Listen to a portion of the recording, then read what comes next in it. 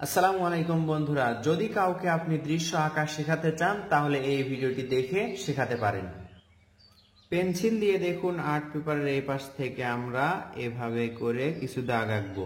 কিছু বলতে এই রকম করেই দেখুন পুরোটাই নিয়ে যাব। এগুলো কি হচ্ছে একটু পরেই বুঝতে পারবেন। এগুলো হচ্ছে ঘাস, একটা ছোট একটা বড় এভাবেও করতে পারেন। মাটিতে ঘাস, এটা একটু পর বোঝা যাবে কি রকম ঘাস। একটা ছোট একটা বড় এরকম করে আপনি করতে পারেন। এরপর আমরা কি করব দেখুন, এখান থেকে একটু উপরে একটু ভাঁজ করে একটা দাগ আঁকবো। উপর দিকে একটু উঁচু হবে, দুই পাশে এরকম হবে, এরকম একটা দাগ আঁকবো। এরপর দেখুন 1 2 3 4 চারটা দাগ আঁকলাম। এরপর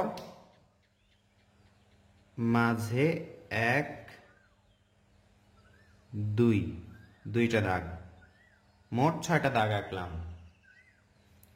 এখন এই মাঝের দুইটার উপরে আমরা এভাবে সোজা একটা দাগ দিব। এরপর এখান থেকে এভাবে তুলে দিব, এখান থেকে এভাবে তুলে দেওয়ার পর এই দুইটা আমরা লাগাই দিব। সুন্দর একটা ঘর হবে এখানে। সোজা দুইটা আবারও দাগ, এই বরাবর একটা দাগ, এই বরাবর একটা দাগ, চতুর্ভুজ আঁকলাম, এখানেও চতুর্ভুজ আঁকলাম। দুইটা জানালা, দরজার মাঝেও এরকম একটা দাগ। এখন আমরা দেখুন এই দরজার এই দাগ থেকে এদিকে একটা দাগ নিয়ে আসবো, সোজা এটার সাথে লেগে দিব। এটা থেকে আর একটা দাগ নিয়ে এসে সোজা এই দাগের সাথে লেগে দিব।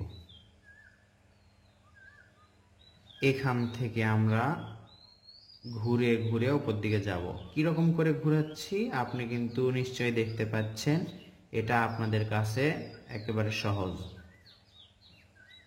এই তো একটা সুন্দর গাছ হলো, এই পাশেও আরেকটা গাছ হবে। একই রকম করেই ঘুরে ঘুরে উপর দিকে যাব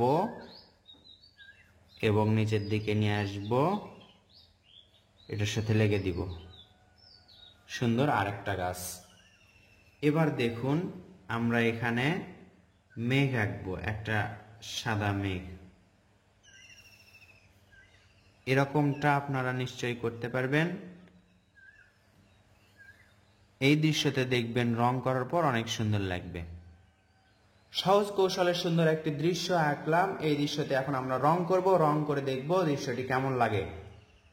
দেখুন কয়েকটা সহজ রঙে, কমন রঙে আমরা কয়েকটি রং করে ফেললাম এই দৃশ্যতে। আশা করছি দেখতে সুন্দর লাগছে। এই ভিডিওটি দেখে আপনি নিজে শিখতে পারলেন এবং অন্যকেও শেখাতে পারবেন ইনশাআল্লাহ।